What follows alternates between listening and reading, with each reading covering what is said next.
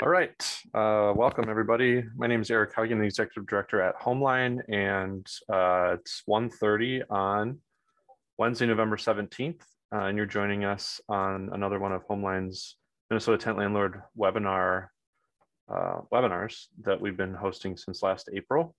And we've transitioned a little bit to from covering COVID-19 related issues to a variety of other topics. But today we'll be joined again by Rachel Sterling, Homeline's COVID-19 Eviction Response Coordinator and Housing Attorney, to provide a brief overview of the situation we're in with the eviction moratorium phase out. And then we're excited to be joined again by special guest speakers, Jana from Housinglink, who is the Community Relations Manager there and is going to be talking about the Zero Balance Project. And then the other COVID-19 related emergency rental assistance program, Rent Help MN, we have Michelle Doyle from Minnesota Housing, who's the project manager with Rent Help MN. So after Rachel goes through a brief overview of the legal situation, we'll be joined by them and to go through aspects of those programs and any updates and news that have been happening with those programs. We did have quite a few folks sign up for today and submit some questions in advance. So we will jump to those questions after their presentations. But then if you do have questions throughout today's presentation, feel free to, we prefer if you send them in via the Q&A question and answer tool, and we'll get to those after the ones that were submitted in advance.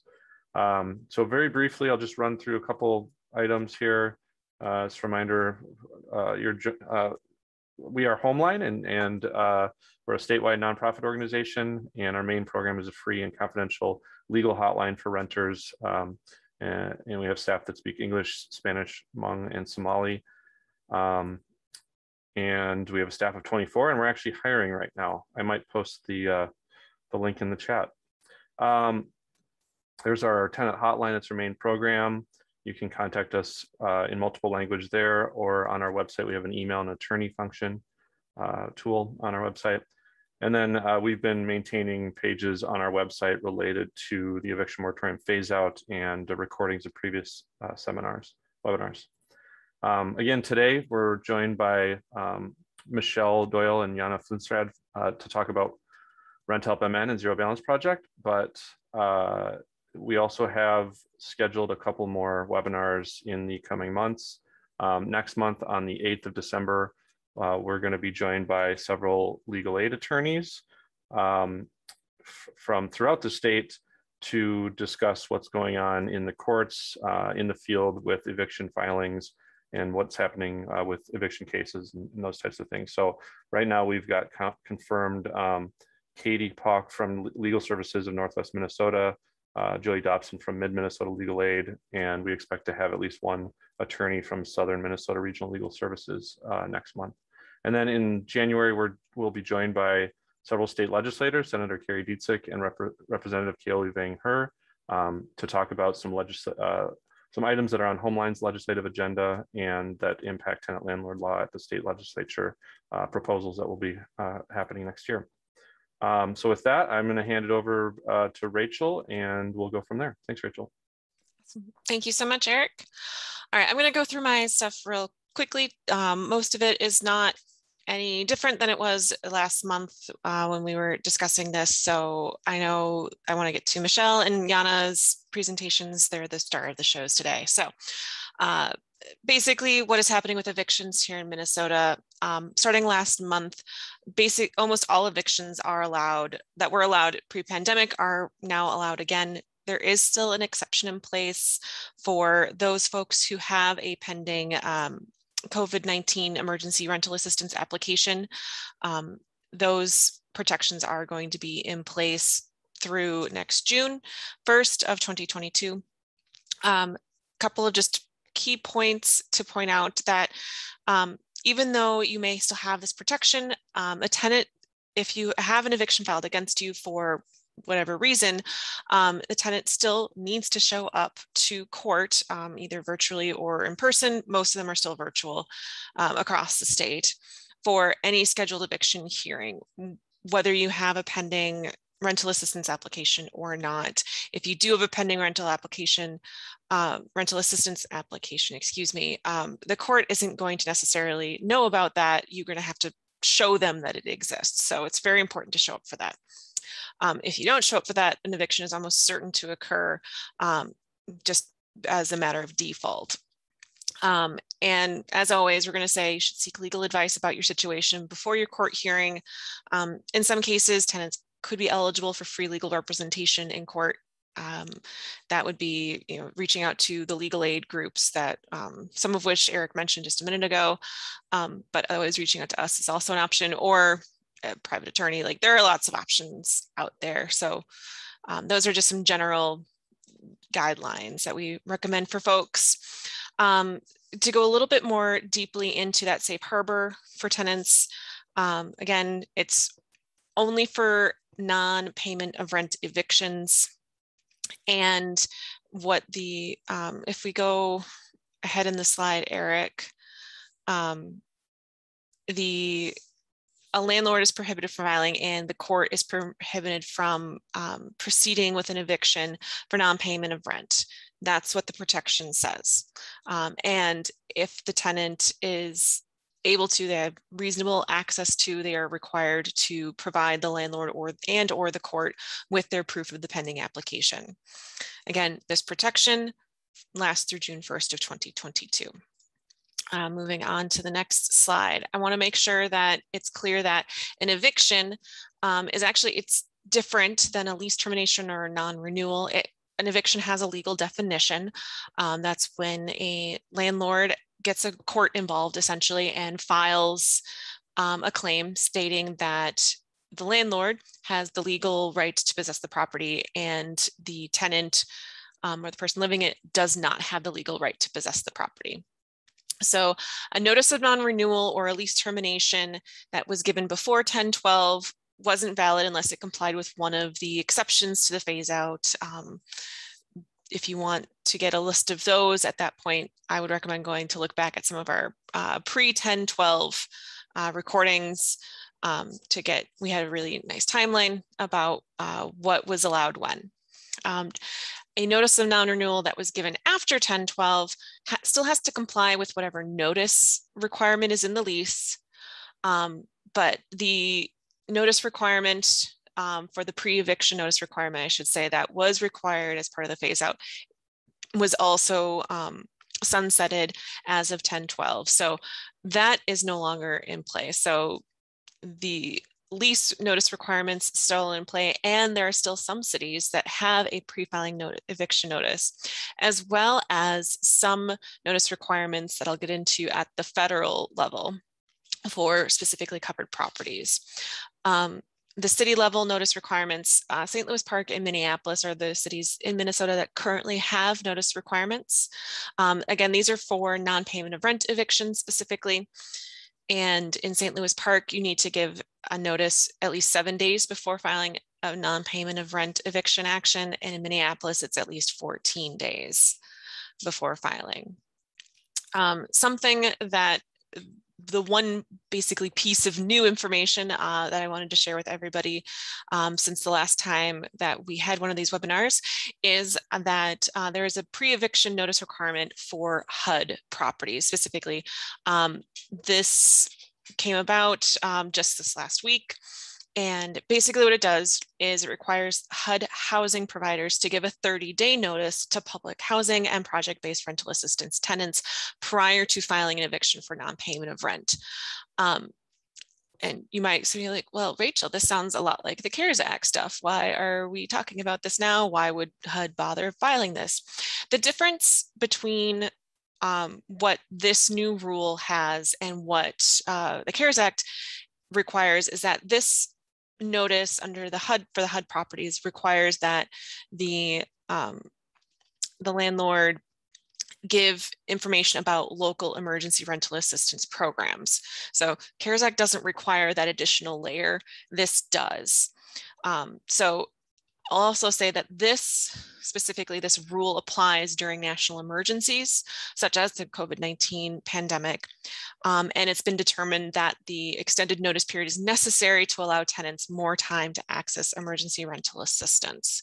So what that means in the long term, when an emergency is declared, how long is it going on for? Is this going to be just a permanent thing? Those I don't have answers to. I don't think anyone has the answer to that right now, but I can tell you that as of 11/8, this rule went into effect for HUD housing providers and project-based rental assistance-based tenants for a very specific listing of what counts as a PBRA property. You can go to the link that is either in this slide, or you can include, Eric just included it in the chat as well. But that is a new thing. So that is separate from the CARES Act, that is separate from the city, that is separate from any other notice requirements that are in play right now. But again, if we go to the next slide, CARES Act, there is still that lingering requirement for a 30-day notice for CARES Act covered property. Some of those properties are going to be the same as what's covered under the HUD rule. Some of them are going to be different. Determining whether your property is covered under one of these two rules. There are some listings that are helpful from like the NHLP group, but that is something that you'll have to dig into. It's kind of a convoluted definition system. Okay. Oh dear, I think I have lost everybody. You jumped out a little bit there, but I think that was the last of your slides, right? I think so. I'm going to stop my video. Oh. All right. Well, while you're doing that, I'm going to transition the slides over to Zero Balance Project, and we are joined first by Jana from Housinglink, one of the administrators of the Zero Balance Project, to share about the program. Thank you and welcome. Thanks so much for having us again. So Housinglink is one of the partners administering the Zero Balance Project. Another one of the partners is Family Housing Fund. And the program that we're administering is delivered on behalf of the cities of St. Paul and Minneapolis and Dakota, Hennepin, and Ramsey counties. Go on to the next slide, please. So I always like to remind everybody that there are multiple emergency rental programs. There are two big ones in the state right now. And because our funding is from the same federal sources, there are many similarities. The income limits are the same at 80% of area median income. For ERA1, the maximum assistance is up to 15 months. If programs add ERA2, that can extend to 18 months. Renters provide income and demographic information and demonstrate that they have need, and then applications for both programs are open on a pipeline basis. So that's the same across the different programs. Rent Help MN and the Zero Balance Project are a little bit different in some ways. So what distinguishes Rent Help MN is that it is a statewide program, that tenant paid utilities are eligible expenses, and that renters lead that process. For the Zero Balance Project, what really distinguishes us is that it's limited to Dakota, Hennepin, and Ramsey counties, and the cities of Minneapolis and St. Paul, which are in Hennepin and Ramsey counties. So the geography is smaller, and utilities can be included only if they are included in the lease. So if a renter is paying directly to, for example, Xcel Energy, that is a renter who could receive more assistance through Rent Help MN. If a renter has a utility fee in their lease or has RUBS billing in their lease for the utilities, then the Zero Balance Project can assist with that. The other really big difference is that in the Zero Balance Project, landlords lead the process. So landlords provide more documentation that makes the renter documentation easier. The landlords are providing copies of leases and rent increase letters and what the renter owes, which is then affirmed by the renter. On the next slide, we do have a dashboard on our website, so you can see how our funds are being distributed and who is receiving them. So I've pulled some screenshots from earlier this week. Now, the Zero Balance Project has $28 million total to distribute, and you can see that we have already distributed $22 million. You'll probably notice that there's a negative amount there. That's because the funds requested are everything that has been asked for, but they don't all have complete applications. So the $2 million of complete applications is what is eligible for review. So there are a couple of $1 million that we do not yet have complete eligible applications that we can fund, but it does mean that we are nearing the end of dispersing the funds that we have in the program. So I'll talk a little bit more about that later. You can see by county and by jurisdiction what that looks like if you go to the dashboard. On the right-hand side, we also have some demographic information that's available about income levels and race and ethnicity. One thing is that we've worked hard to make the application as easy as possible. So that means that we're using some zip codes to facilitate some of the documentation for renters, and that means we're not asking for all of the detail about renters' incomes that some programs do. And so in the income levels of people who are receiving assistance, it defaults to the highest possible level. So we know that higher income renters are overrepresented in these charts, and we want to make sure that that's clear because we worked very hard to make the application as easy as possible for renters to complete. So that's a little bit about where we are as a program, and I want to move next to what does it take to apply and what are our deadlines and our wind down looking like. So on the next slide, you can see a picture of the Zero Balance Project webpage that's on the Housinglink website. So this link is housinglink.org/Zero Balance Project. If you Google the Zero Balance Project, it will take you right to this page.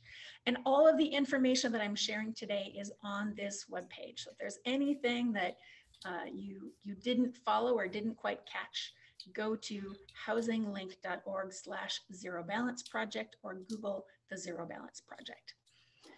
So again, I want to reaffirm that this program is landlord initiated. So we'll talk a little bit about how that process works. I will walk through who is eligible to apply and some tips to apply, but also the deadlines and what people need to submit before we get to those deadlines. The next slide highlights the deadlines and for first-time applicants, for people who have not yet submitted their application or not yet received assistance. The way our application works is first a landlord does their part, and then they invite renters to apply. So landlords can submit their part of the applications through Friday of this week. So today, tomorrow, Friday, and then landlords will no longer be able to invite additional renters. So if a landlord would like to invite additional renters, now is the time to do that. Then renters will have at least 2 weeks after the 19th to complete their part of the application. So that will be open at least through Friday, December 3rd. We may extend the deadline if funds allow, and we're going to finalize some of the details about exactly what minute and what date that portal closes in the next day or two. But renters have at least 2 weeks after they are invited by their landlord to submit their application. So there's one more piece about these deadlines that's really important. So people can receive assistance with an initial application, and that can include up to 3 months of future rent. We started making awards in June, and so a number of renters have been and have applied for and or are becoming eligible for additional future rent. There is no deadline right now for how long that additional future rent application will be open. It will be open as long as we have funds to provide additional assistance. This is a notice that renters who have received assistance get via email, that they can go in and simply do a very shortened, yes, I would like more assistance, and complete that way. So this part of the application will remain open for the foreseeable future. Next, I'm going to shift over to who is eligible to apply. So the renter eligibility includes two main pieces, and the first one is income. The income of everybody collectively who lives in that renter household needs to be at 80% of area median income or below. And so that, of course, varies by how big the family is. So these are, again, listed out on the website. On the next slide, the other core eligibility piece is that the renter needs to have some sort of COVID impact. And so this list is embedded in the application, and renters identify which one of these or more than one of these has impacted them and their families. And the range of COVID impact is broad. It can be needing to buy more food because your children are going to school from home, or it can be a reduced hours or income because a business was closed, or your employer pulled back, or you lost your job. And there's a whole range of things in between there. If you needed to work less in order to care for somebody who had COVID, that is another example of a COVID impact. If there is something we missed in the application, there is an other option, and you can add that in. So this is a set of examples of what COVID impact is, and there may be other COVID impacts we haven't identified in our application. I want to go to the next bit about tips for speedy assistance payments and speedy review. The number one thing that renters and landlords can do to expedite the process of payments being made is to make sure that the application is complete, both the landlord and the renter application, when they are submitted. So again, because the deadlines are approaching, it's important to get those in soon. And it's worth taking a little bit of extra time to make sure that you've got everything that you need. Landlords are really critical. Sometimes we find that renters are invited by their landlords and they don't get that email invitation. And so let your renters know that you're inviting them to apply. They will get an email that has a subject line, Emergency Rental Assistance Application, Action Needed from You. It will come from Neighborly Software. So letting them know to look for that email will help them access the program and complete their application. Some landlords have chosen to assist their renters in completing the application, or has coached them through that process, or identified other community resources with people who can help get those applications completed. We do also have call centers that can help renters through that process. If renters don't see the email, and your landlord has told you that they've applied for you or invited you, you can call our call center or email us and we can resend that, or landlords can log in and resend those invitations as well. So there are lots of options for making sure that people have everything they need in order to complete that application. I'll go really quickly through what landlords and renters need to apply. So on the next page here is the landlord list. We need a completed W-9, so we know who to send the check to. We need a full copy of a signed lease, the most current lease, and if there is an increase in rent with a rent increase letter, that also needs to be submitted. To document where the property is located, we need a copy of the property tax statement. Those are easily downloaded online.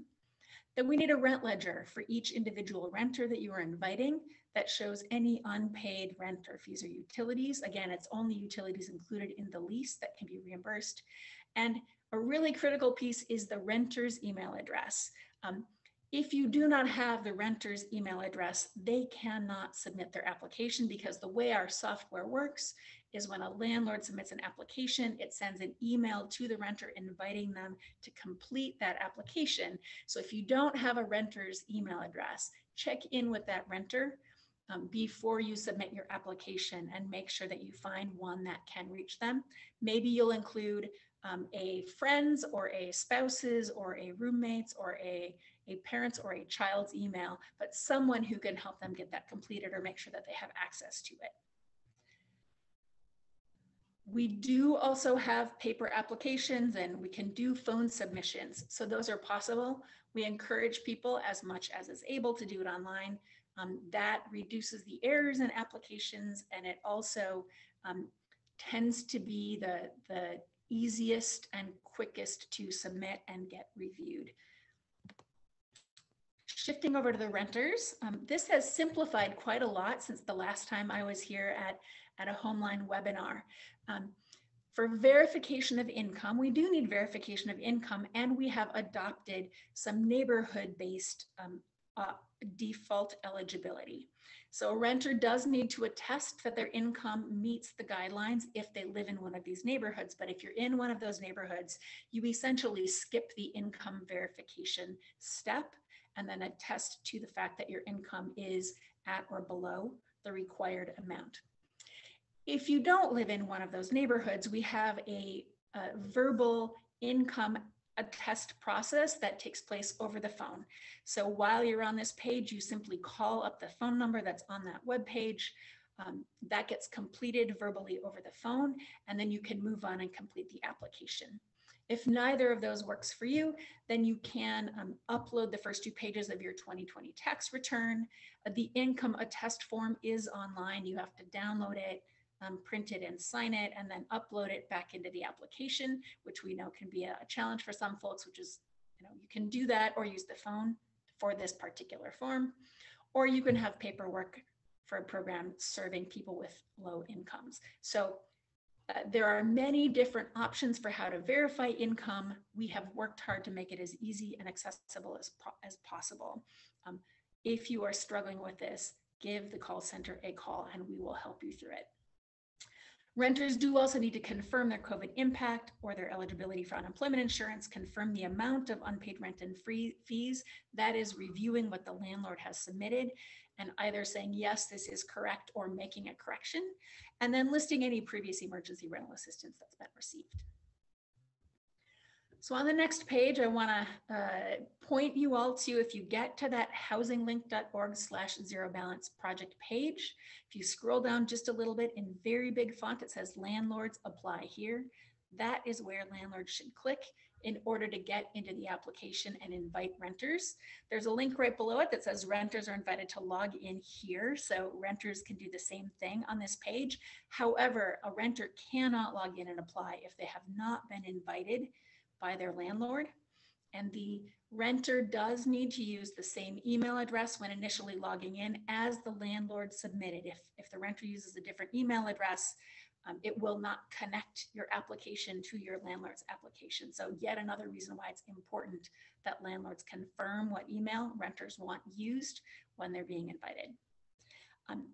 I am going to verbally give you a couple of phone numbers. So the landlord assistance number is 612-200-1614.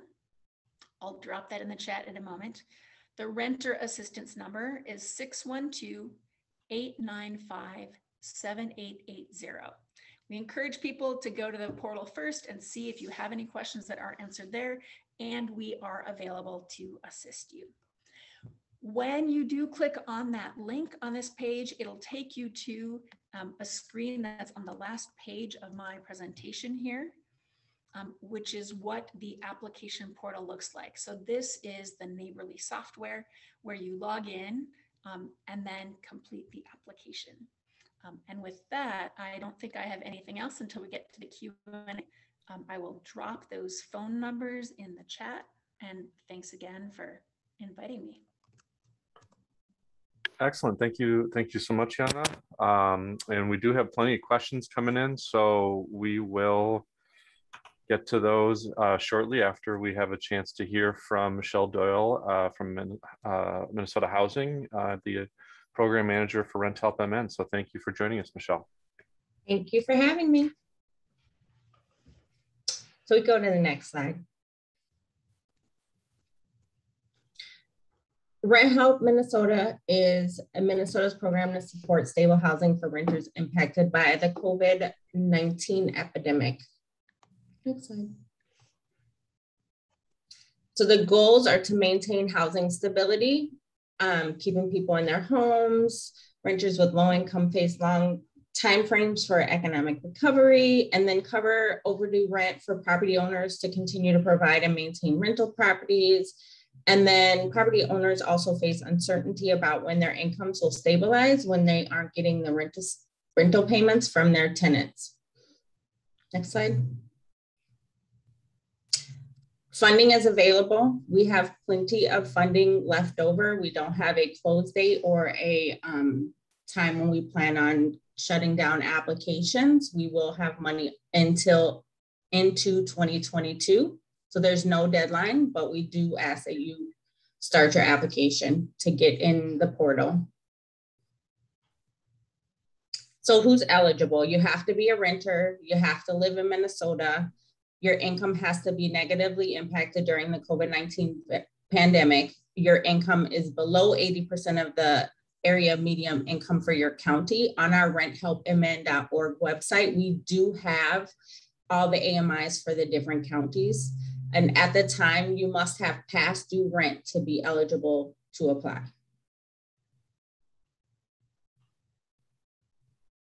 Types of housing covered, we do apartments, rented single family homes and condos, rented manufactured homes, manufactured home lot rents, hotel and motel stays, and then other informal lease arrangements, but we do review those to verify. So how to apply? So we have a checklist for renters and landlords on our Rent Help website. You just go there, get the items that you need, your ID, your income or self-certification of income, a rental agreement, past due housing expenses, and then your property. You need to get the information from your property owner or landlord of if they registered and what the property name is when they registered. Next slide. So how to apply. If you go to the renthelpmn.org website, there is a apply now for renters and a register now for landlords. You just click the link and it'll take you to the process. The property owner manager responsibility, it is really, really helpful. Applications that are assisted between the property manager and the tenant go through the process way faster than those that are not working together. Make sure you share your property ID and the email address with the renter that you used. And then when the renter applies, you will need to confirm the lease and rent information and verify the payment information so it's sent to you. The renter's responsibility, you complete the pre-screen to determine if you're eligible, request the funds for the past due rent that is owed, utility bills that are in the renter's name, any other eligible housing expenses, and future rent up to 3 months. And then match your application to the property manager or property landlord that they registered. And then respond promptly to requests from your case manager. Next. How can you work together? You register your property on our website, and then you let the tenant know what that information is. So when they apply, your property can be attached to that application and you'll be able to see it on your dashboard. Please provide the renters with updated leases, rent ledgers, the information that they need to submit. Provide any relevant information that you, the landlord, has that the tenant may need.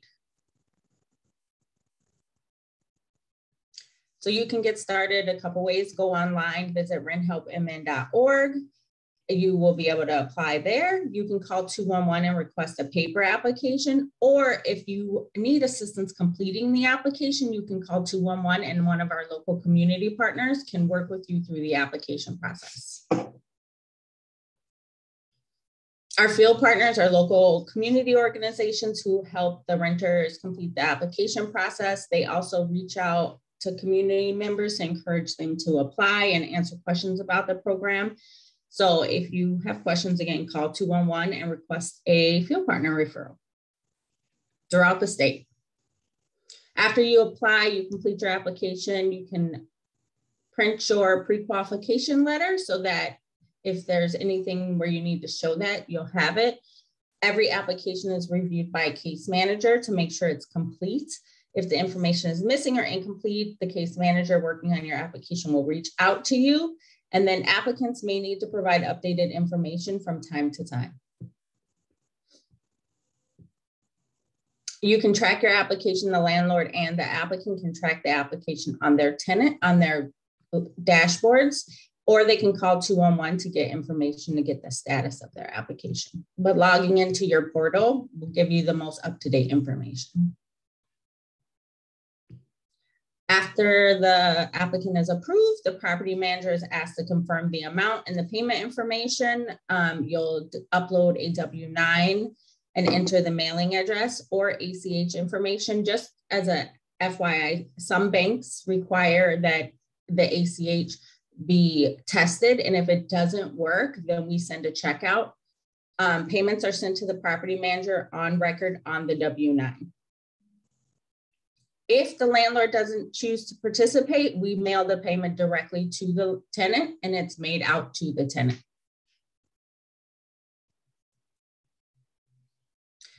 Frequently asked questions. Can you edit your application? No, once an application is submitted, it cannot be edited. If the case manager needs something, they will open it up for you to add the additional information. And you don't have to pay our assistance back. You don't have to pay it back.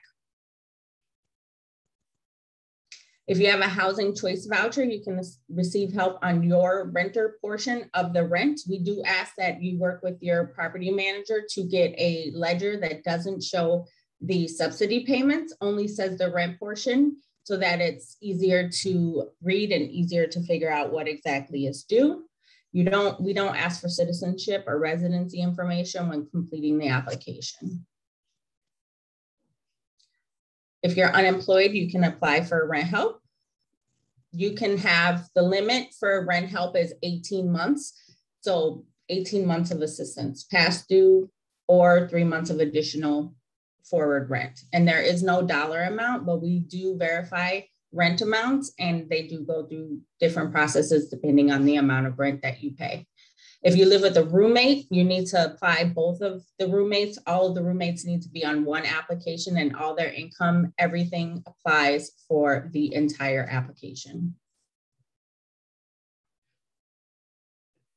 More info. So protections are lifting. They lifted on October 12th for people that don't have a submitted rent help application. And when we say submitted, it has to be submitted. Any incomplete applications are not considered part of the protection. If you receive a notice, like they said earlier, make sure you show up to court. We do have Minnesota Housing has staff that are assisting in communication with the eviction courts throughout the state. And then as we reach more than 18 months into the pandemic, some applicants are reaching their 18 months of federal assistance maximum and will not be able to receive additional assistance. Assistance for prior dwellings. On October 15th, we began accepting applications for past due rent for housing for renters that no longer live in the unit. It is driven by the renter. The landlord they can submit an application for the tenant to complete, but it is up to the tenant to be part of that process. It is to clear the debts that may prevent them from obtaining future housing, and any assistance received for past due or past vacant units is counted towards their total of 18 months of assistance. If they have a current application in the system and they do not live in the unit anymore, they need to call 211 and have that application be withdrawn so that they can reapply under the vacant unit application. Utility assistance, we do pay assistance on past due utilities, either tenant paid or landlord paid. But we do also suggest that if you need utility assistance right away and it's taking too long through our process, you can apply for the energy assistance program. They have assistance as well. And They have their income limits are lower at 60% AMI, but most of our applicants do meet that. And then pending applications in rent help do cover from disconnection notices. So you can't be disconnected if you have a pending application in the rent help program for utilities. Next slide. So our dashboard, visit renthelpmn.org. It does have all the up-to-date statistics on our applications, the assistance amount, what has been paid out, what is being asked at this time. And you can go to each county and click to see how your county is doing. And so far, payments to date, we've made over $248 million worth of payments through 52,000 payments individually. So we've helped a lot of people. And we have almost 60,000 applications submitted and $373 million of requested aid. And we are reaching the most at-risk renters. 2/3 of our applicants are incomes are below the 30% AMI. 2/3 of our applicants are Black, Indigenous, or people of color. And the demographics information has been pretty steady throughout the project program. If you're falling behind and eligible, just apply, go to the rent help, communicate with your property manager, your landlord, submit all the documents and be responsive with your communications. We have the funds to help and we want to get everybody what we can.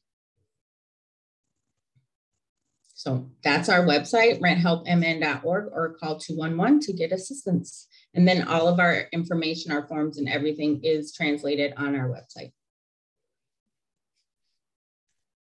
All right, well, thank you very much, Michelle, and also thank you, Jana, for the presentations and overview of the programs. As you all were presenting, we got plenty more questions that came in. So hopefully we have you until 3 o'clock here, and we will try to prioritize questions that are rental assistance related and maybe hold off on most of the tenant landlord ones. And just Rachel and I are gonna popcorn back and forth and ask questions. Some of these you've already answered in your presentation, I think, but I think if you want to take the opportunity to reconfirm or clarify or just reiterate what the policy is, that might be helpful. So if you want to go ahead and start, Rachel. Sure thing. All right. So we'll start in with the pre-submitted questions. We did see that we got questions in the chat and the Q&A. If you have questions, the Q&A is a better place to put those, by the way, instead of the chat, just because sometimes they get lost in the muddle. Okay, so Carrie is a service provider and they are asking what the average turnaround time is from application to payment. So.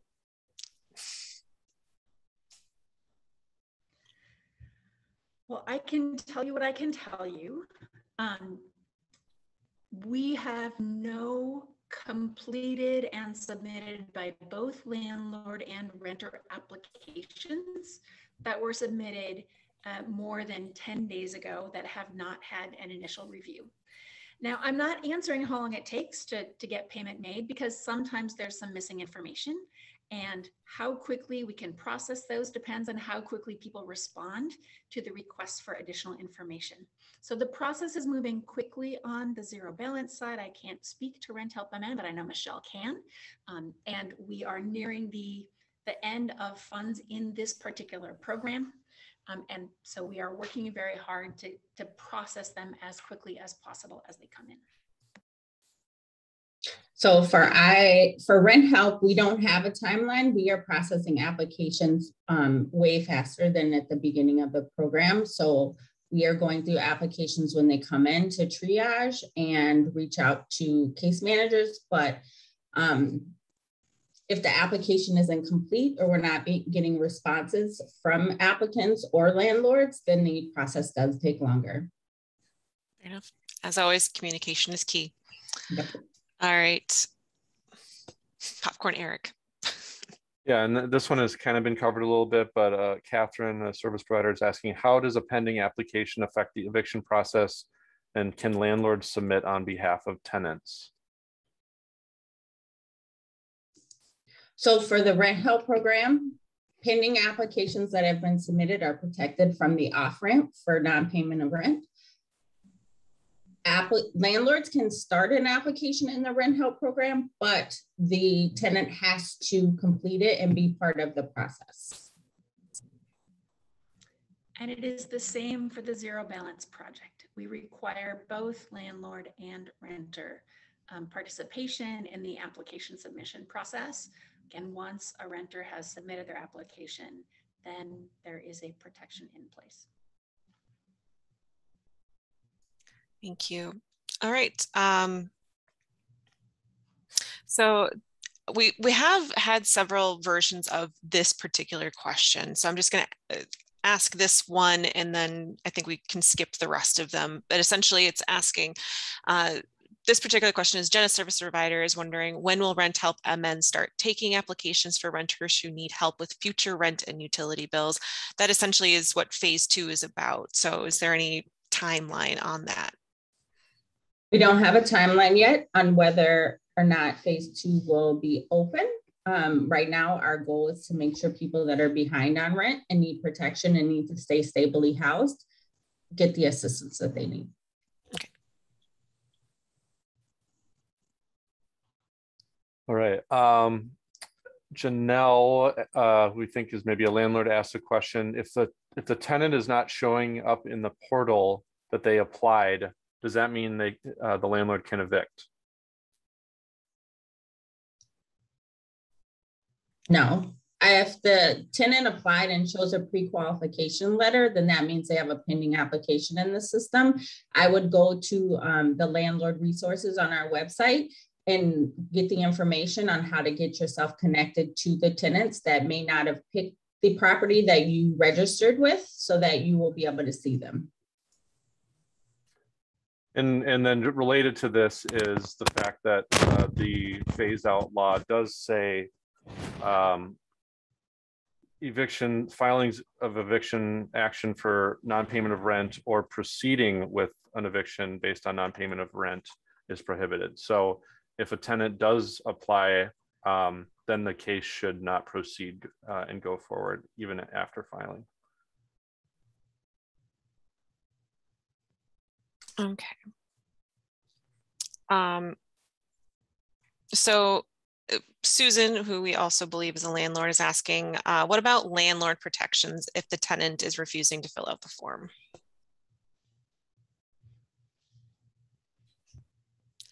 And so if the tenant refuses to be part of the program, and after we reach out to them 3 times in 14 days and they do not respond, we decline the application, and the application is declined. And thus removing them from a pending status, correct? Yes. Okay. Okay. A service provider is asking, can a tenant still have their past due balance covered by Rent Help MN if their lease is not being renewed and they are moving out? You touched on that a bit, I think. If the tenant chooses to pay the past due rent and they're moving out, they'll need to withdraw their current application and submit a vacant unit application to pay the past due amount. But it is up to the tenant if they want to proceed and pay that past due amount. So to be clear, they already had an application for the unit that they're in, and then they're choosing to vacate that unit. They'd have to call and switch that to a different type of application. Okay, thanks. Correct. Okay. Gerardo is asking, is there a timeline by which tenants and landlords need to complete the application once the process has started? It sounds like there's kind of 2 different timelines for each of the programs. So for the zero balance project, we're accepting applications until the deadline, one for the landlord and then a later deadline for renters. Submitting an application is not a guarantee of payment. And we will be awarding funds until all of those funds are expended in this program, and then we'll be redirecting people to other assistance programs. So we encourage people to submit as quickly as possible. That will result in payment as quickly as possible. We are not cutting people off from submitting their application as long as they meet those deadlines. With any particular window between. So if a renter was invited in June and has not yet applied to Zero Balance Project, they may still apply, but they have until the program closes to do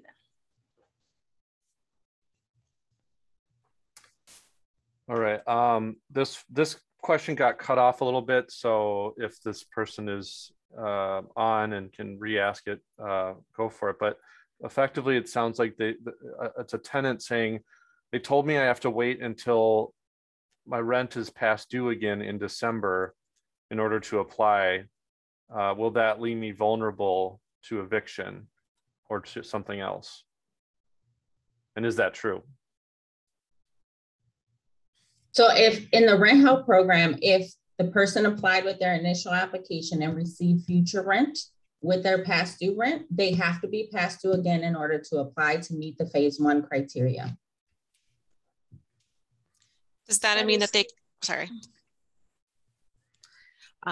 For clarification, does that mean that if, say, rent is due on the 1st, could a tenant then reapply on the 1st, or do they have to wait, say, to the 2nd? The documentation that they submit has to say that they're past due. Okay. So that's a slightly different in the Zero Balance Project. So we send an email notice 3 months after the initial payment was made. I'm sorry, slightly less than 3 months past when that payment was made, inviting people to say, I will require additional future rent help. And our goal is to avoid there being late rent. So you can submit that request as soon as you get the invitation, which hopefully will be before you incur additional late rent.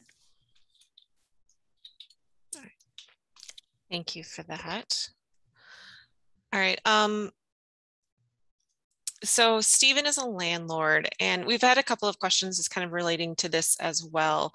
When it comes to trying to contact rent help support specifically, through it sounds like 211, that there's some frustrations about the long hold times.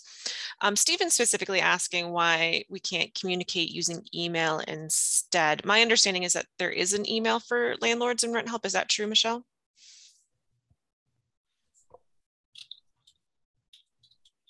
Yes, there is an email on our landlords resources page. There are lots of details on how to get assistance on the different issues that you're having. If you need to connect your landlord or your tenant to your dashboard, if you have a payment question, if you have a landlord question, it all explains how to follow, what process and what steps to follow to get that assistance that you need. Okay, thank you. All right, let's see here. Yes, Jana, service providers asking about eligibility for people who are currently experiencing homelessness. Can they use these programs to get into housing? We do not offer future rent right now to help with the housing stability. We're working on different programs, future programs to help with that. That's the same in Zero Balance Project. Our program guide identifies what is eligible, and it's focused on stabilizing people in their homes and making sure that they can access housing when they move. Thank you. I'm going to ask a follow-up that somebody else asked that's related. Do you all know of any other services available for people who might not meet that guideline or the income requirements, but are still struggling with either experiencing homelessness or rent or utilities due to COVID? For utilities, I would say emergency assistance would be an option. And then as far as with homelessness or things like that, I would say contact your county for information. Thank you. Okay. Robin is a landlord and they want to know if, and I think this is specifically for Rent Help MN, but possibly for Jana as well. They're asking, can residents that have already received payments be removed from the dashboard? No, it'll be a permanent record on who applied for assistance on your dashboard. Thank you for that. Okay, that is the end of the pre-submitted questions that I've got, Eric. So we'll start going into what's been submitted in the Q&A. I've been questions that were repetitive. I have cleared out a little, started clearing out a little bit as well. Okay. All right, well, we'll just start at the top here.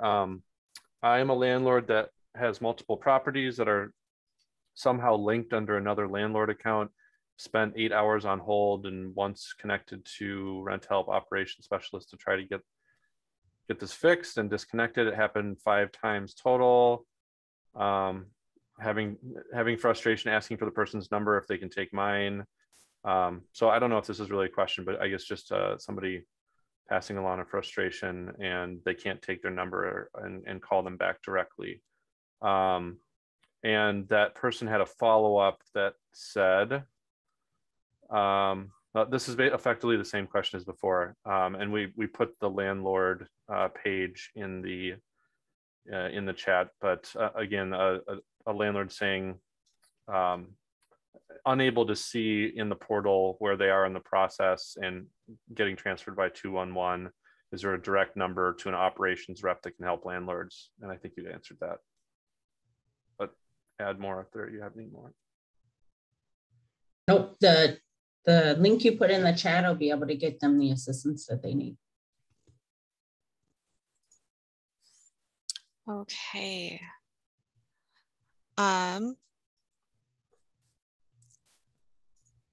Okay, this one was from one of the ones in the chat. Ben is asking, are contract for deed holders considered renters or homeowners? Contract for deed does not qualify under the Rent Help program. Okay, thank you. It's the same.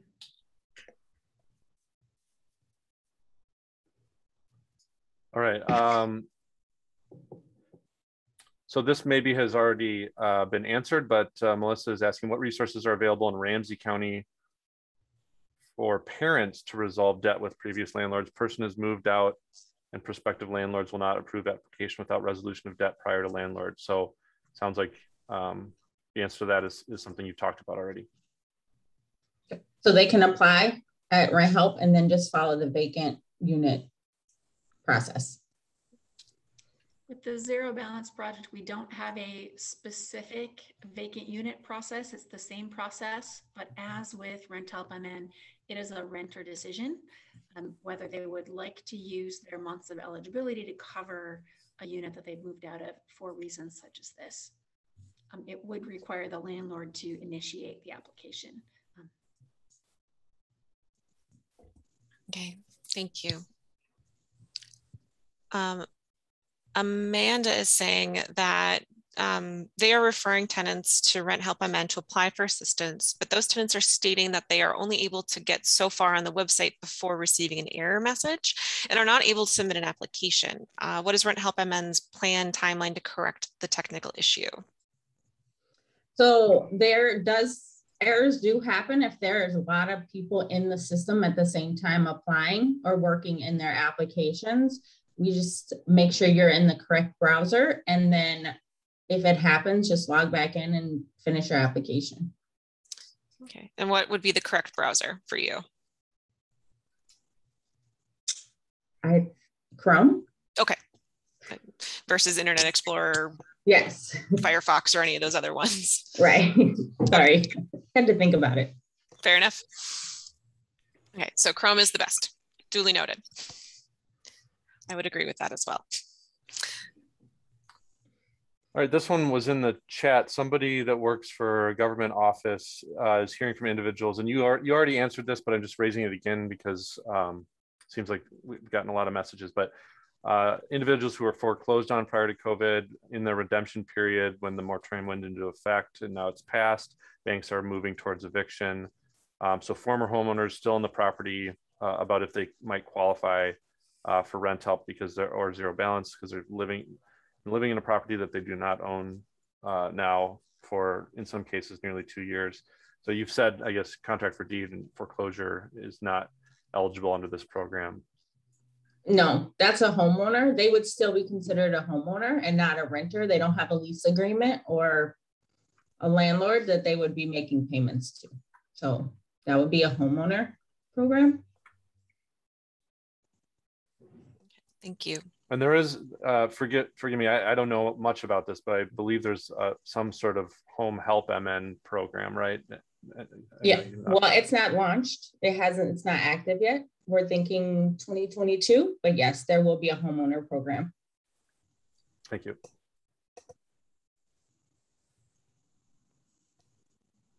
Okay. All right, this was in the Q&A.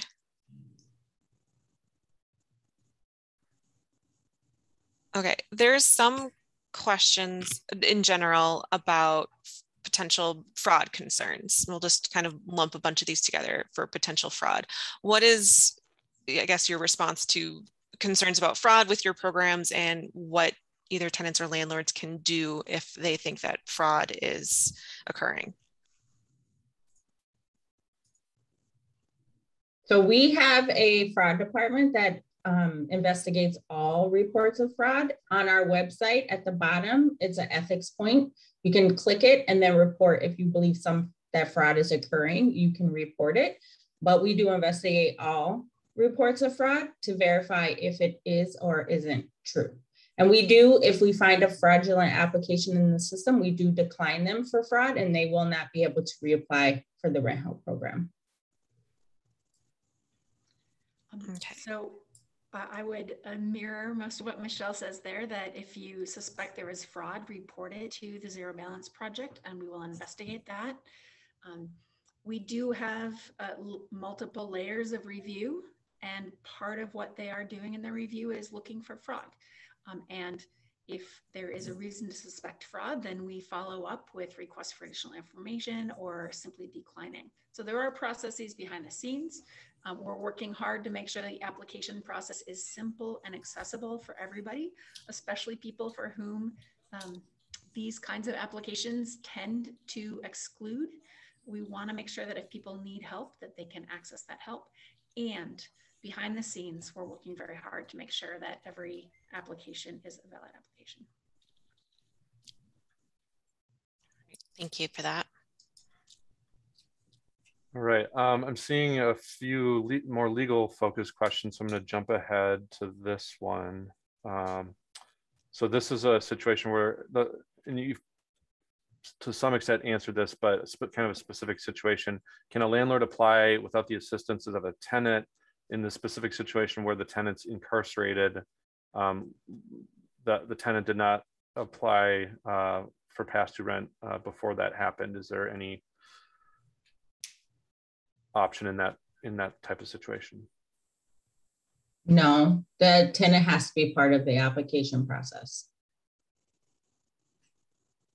Okay. Another question from Ben.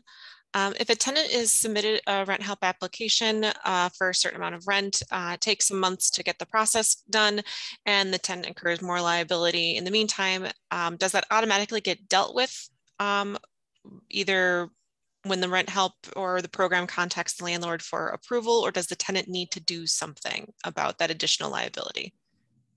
So the landlord or the case manager will either reach out to the tenant to get updated information, like an updated ledger, or when the landlord goes in to approve, they can add the months that are missing when they supply the updated information saying that rent is past due. And similar for zero balance, Jana? I know that doesn't necessarily take quite as long with the smaller population you're working with, but.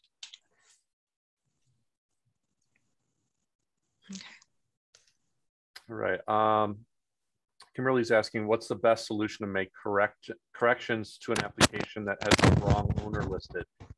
Is it better for the tenant to try and correct or the landlord? So either one, if a landlord is connected to a property to a applicant that's not theirs, they can use the resources to let rent help know, and we'll remove that and try to get the updated landlord. Or if the tenant puts the wrong landlord in, they can also let their case manager know that it's not the correct landlord and supply all the correct landlord information. I think that wouldn't apply in the zero balance project because the landlords initiate the application and invite renters. Okay. What proof of income, this is from Anonymous, but what proof of income would be accepted for a tenant who is working unlawfully and only receiving cash from an employer? They can submit a self-certification of income from our website. We have a form that they can tell us what their income is. And our form is called an income attest, but we have a very similar form. Okay, you can complete that over the phone or you can complete that online. Perfect, thank you. Another anonymous question, do utilities have to be in the client's name? I have a client, a tenant who where the property manager has the city water in their name and bills the tenant. How will that work for the tenant client? So in rent help, it'll need to be on the rent ledger that shows that it's included in their monthly costs.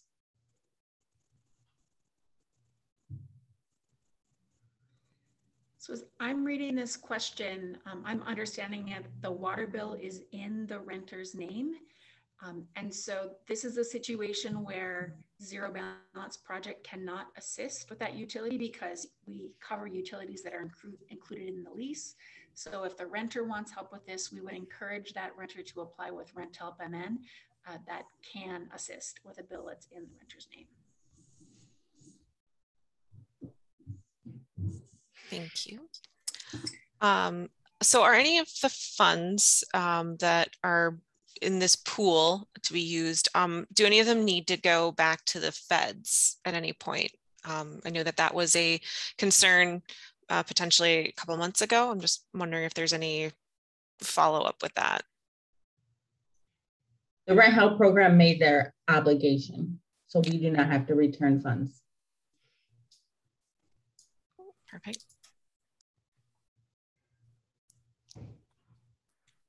Okay, so there might have been a couple, there's a couple of questions that are kind of related to this that I'm going to mark. Can you maybe go through, list out the statuses that Rent Help MN has? For example, approved, pending, landlord, pending, batch. Somebody also asked just at what point is an application pending, and how does a landlord find out what the status is or if it's pending? So I don't have a list of all the statuses, but the status does show like what it is and what we're waiting on. So if it says pending batch, it means it's at distribution to the bank and the bank is about to make the payment. Payment sent means the payment has been sent to the landlord. Pending initial review means that the application was submitted. Pending landlord means the landlord needs to do something. Pending applicant means the applicant needs to do something. I'm trying to think of final review means that it's in the final review status going through quality assurance. Funding approved means that the application has been approved. However, it's going through the verification process for the landlord and the utilities. The landlord can find the status of an application by looking at their dashboard. It does say it with the application, what the status is. And I think that's it. The Zero Balance Project has similar statuses. And if you go to the fact on our website, there is a listing with definitions for each status. I hope that they are intuitive. The only ones that are pending, it says whether it's pending payment or pending information. If it's pending information, we are waiting for additional information. Okay. And can those statuses, do they go like boom, boom, boom through a line, or are they kind of more fluid? They can go back and forth. So it can go from, you need the landlord to respond, they respond, then it can go back to the applicant needs to respond to verification that the applicant needs something. The more times it changes status, that means the less complete the application is. Okay. Okay. Does Ginny is asking, does zero balance project allow for assistance for 3 months, 3 future months of rent? And does the resident need to be late before landlord applies for the resident? Yes, zero balance project does allow assistance for 3 future months of rent. We are reviewing some applications where a resident does not have late rent. As always, submission is not a commitment to fund that request. One thing that is notable about our application is you will need to enter $1 of past due rent in order to get through that stage to actually submit the invitation. So that is something that we are happy for you to do, is to enter $1 of late rent if you need to get to the next stage in the application. Okay. Kelly is saying that some of their Spanish-speaking clients are receiving email messages from rent help case managers in English, even though they've selected Spanish as their primary language. Is it possible that those emails sent to non-English speaking applicants be in the language selected by the applicant? Yes, we can work on that. Okay. Thank you.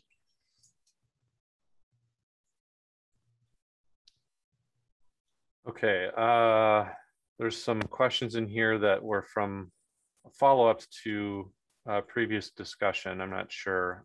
Something about an appeal. I think, am I correct? If a tenant's denied, they can appeal, and then that's considering a pending application, and they're protected from eviction for non-payment. Correct. So I'm not sure if that's what your question is getting at, Vanessa, but if not, go ahead and resend it in. Thank you. Okay. All right, so Timothy Ballin is wondering if there's any difference between a regular application and one for a vacant or a previous residence. So for the rent help program, yes, there's paperwork that has to be submitted by the landlord and the tenant, signed, that says that they agree to pay the past due amount. And for the landlord, there's other stipulations in there that they have to agree to for us to process the application. For the zero balance project, the applications are the same. You do need to make sure and communicate that it is a vacant unit. Okay, perfect.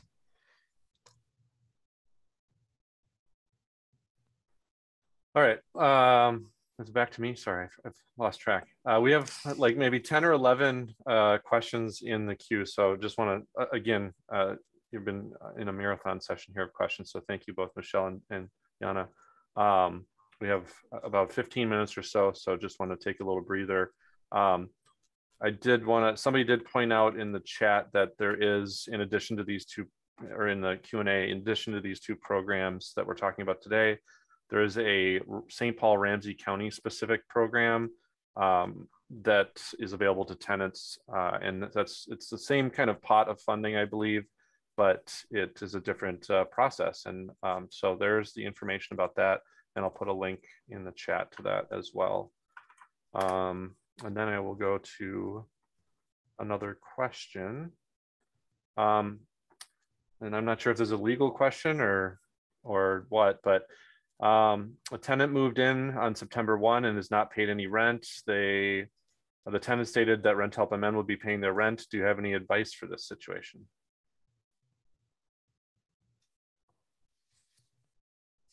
If they have a pending application and they are past due on rent, if it's approved, we would pay the balance. So this landlord should go to the portal and figure it out, because they can find out if there is a pending application that way. Yes. Yep. Thank you. So let's see, back to the fraud question. Does it matter if the fraud is discovered either before the application is completed or afterwards? Does it matter for timing? Can you report it basically after a tenant's or landlord has been paid? Yes. Okay.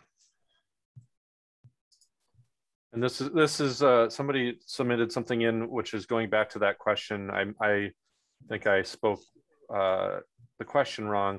It was the utility bill situation where the utility is in the landlord's name and then the landlord directly bills. So that's probably like a RUBS type situation. So what was the answer again there? I think if it's like a RUBS situation. So if they're billing the tenant and it's on the rent ledger as a fee, then we would pay it as part of the fees of the rent. Also true for zero balance project. All right, thank you. So this is going to be a tax question. I don't know if you two have the background for this or not, but Scott is wondering whether the payments to the landlord for past due rent are treated as W-9 income, such as in 2020, the unemployment benefits were taxed as income. Do either of you have any knowledge about how this is going to be treated for landlords? So for the rent help program, they have to submit a W-9 and they will get the tax forms at the end of the year as their income. This is income for the landlords. I would add that this is not income for the renter. Correct. Okay, thank you for that clarification. Excellent. I think, okay, well, there might be a few more coming in here, but we have about 12 minutes left and we have a few legal questions. So we'll maybe get these last two. There's been several folks that have messaged in and you've already kind of answered this, but I'll just repeat it since it's gotten messaged in so many times. I think it's from a landlord's perspective. When we have exhausted all options for resolving issues with Rent Help and including contacting 211, et cetera, who is the contact person that can help with escalated issues, please? And I think you said the landlord page and there's an email on that page. Is that the answer to that question? Correct.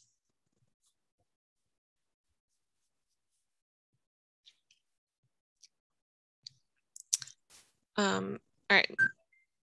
So Vanessa is got a follow-up question as well. Wondering how long it takes if there is an appeal to review the appeal and get the status back into pending, specifically for a zero balance project. So for zero balance project, there is a timeline on the appeal process. So if you receive a denial, you have 10 days to make that appeal, and then the processing starts very quickly. So it sounds like this is a very specific case on a specific renter, and I encourage Vanessa to contact the zero balance project. Any email you've gotten regarding that program should have a reply address, and that is the best place to get details relevant to that application. Thank you. And I should circle back and say one of the people asking that previous question is not a landlord, but a service provider. So if there's a service provider maybe working on behalf of a tenant client, is there a different avenue that they should take if they've exhausted 211? So 211 is our customer service information. And if they are a field partner, they have access to communicate within the program as well. But if they're not a field partner, then they need to call 211.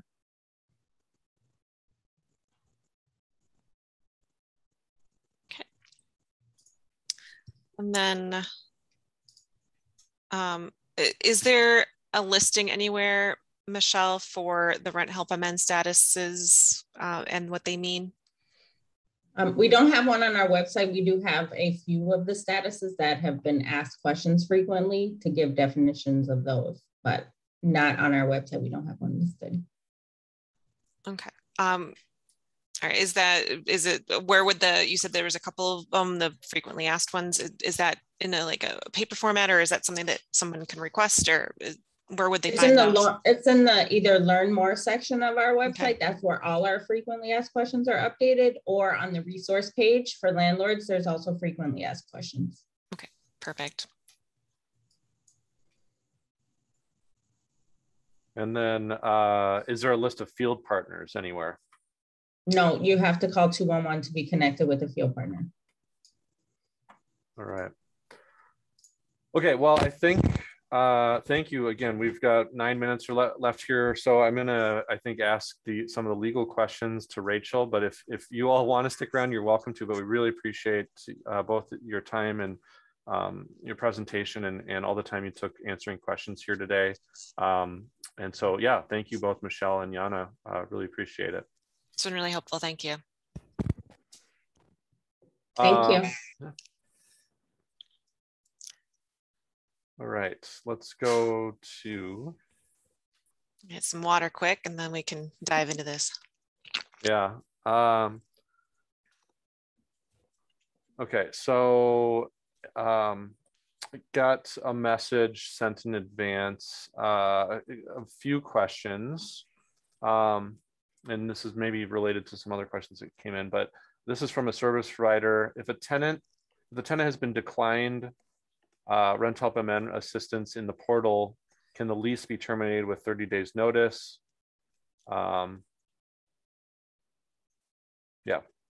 Okay, so that's a slightly more complicated question. So 30 days notice, first off, is generally not actually sufficient. So depending on what the lease requires, termination usually is going to be at least one rental period, which is a slightly confusing concept sometimes, because sometimes the rental period is 30 days, sometimes it's 31 days, depending on the month. So a good just general rule is that if you want to give notice for someone to leave by the end of the month, you need to give them notice before the first of that month. So for example, if someone needed to be out by the end of December, notice would be needed to be given by November 30th for that.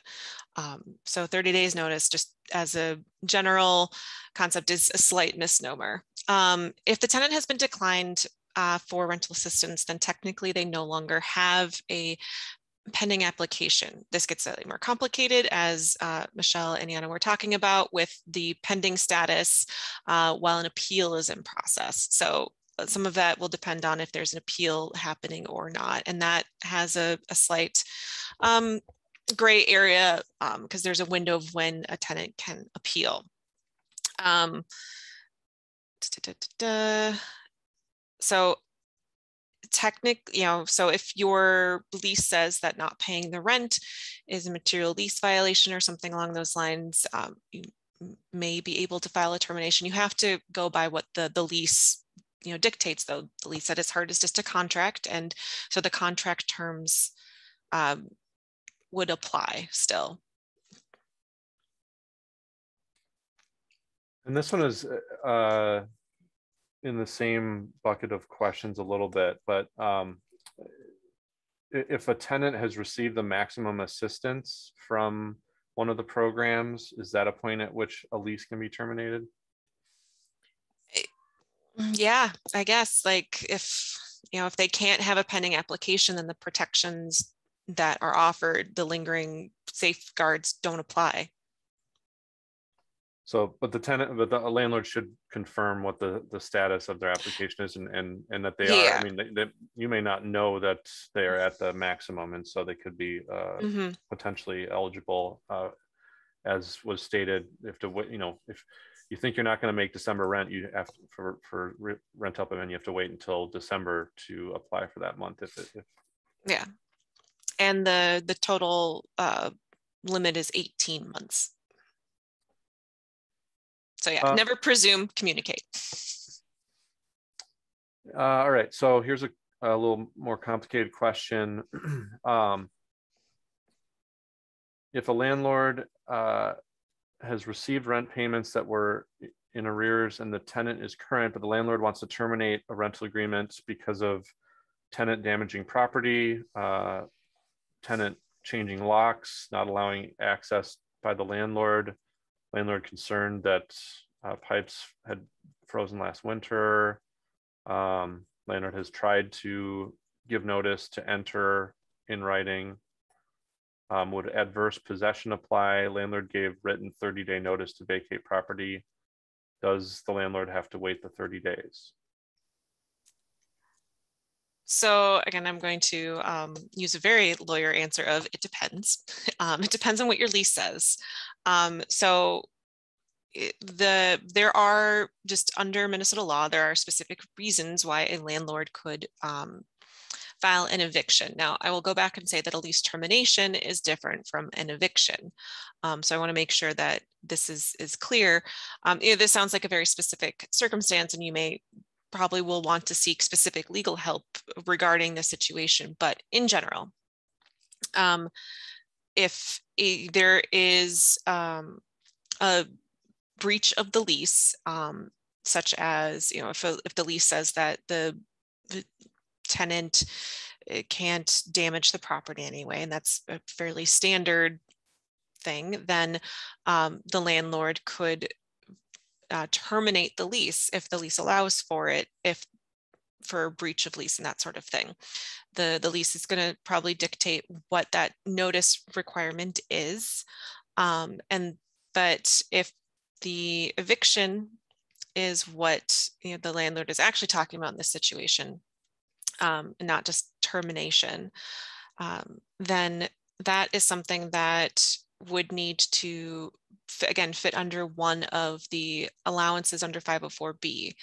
That's the chapter of Minnesota law that governs tenant landlord law in Minnesota. So again, it's really going to be dictated by what the lease says. All right, and going back to a rent help MN question that I think has been answered, but we'll ask again. What is the best way for a landlord to find out the status of rent help MN application if the tenant is not cooperating? Landlord is not in the counties covered by Zero Balance Project. Again, I think go into the portal yourself, and then the landlord's page that we put in the chat is the place to go, I think, is the answer. Mm-hmm. And then a trick question kind of here. Somebody saying, I'm unsure, this is going back to the initial opening presentation about the phase out. As of 10/12, unclear about this, can a landlord non-renew for no reason? And then they say, AKA non-payment of rent. Okay, so to kind of just go back again. So 10/12 is when most of the protections that had been in place, the restrictions that had been in place as part of the eviction moratorium, starting in March of 2020, were slowly being expired. That's terrible English, I apologize. Slowly were being removed, those protections, from June 30th to October 12th. And so essentially October 12th, if you have a reason to terminate a lease, or you just don't want to be a landlord anymore, that sort of thing, that the only protection that remains is specifically for non-payment of rent evictions when a tenant has a pending application with one of the emergency COVID-19 rental assistance programs. Okay. Thank you, Rachel. I think we accomplished a lot of questions there. Yeah, there were 44 questions apparently. So, and it's 3 o'clock right now. So that we'll call it a day. I want to again thank you, Rachel, for the presentation and handling these questions. And again, thank you to Michelle from Minnesota Housing and Rent Help MN, and Jana from Housinglink and Zero Balance Project for your presentations and the Q&A, and for those programs that are keeping people stably housed and healthy and safe. So thank you. And just a reminder that we are going to continue our webinar series, not as often as we were over the past year and a half, but we want to keep folks updated on what's going on during the remaining last protection of the eviction moratorium. And so December 8th, Wednesday, December 8th, we'll be joined by a number of legal aid attorneys from several legal service providers throughout the state, both Metro and outside of the Metro, to talk about what's going on in eviction courts and housing proceedings, court proceedings throughout the state. And then January 12th, we will have on several state legislators who are authoring some tenant landlord policies, bills at the legislature this next year. And so we'll be talking through that. So thank you all again for joining. And we'll call that a day. Thanks, Eric. Thank you. Bye-bye. Bye.